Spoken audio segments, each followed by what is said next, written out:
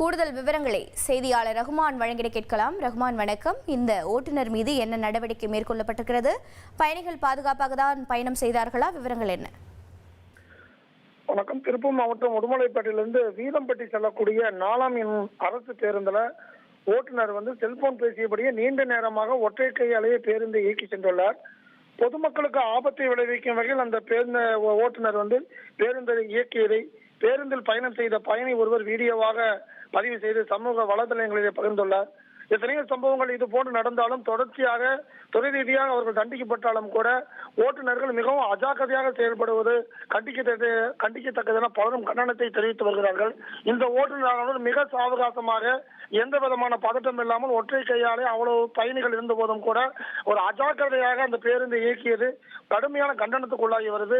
இது சம்பந்தமாக எந்த விதமான நடவடிக்கை எடுக்கப்பட்டுள்ளது என்று அந்த அரசு போக்குவரத்து கழகம் தொடர்பு கொண்டு இதுவரை அவர்கள் எந்த விதமான பதிலையும் அளிக்கவில்லை.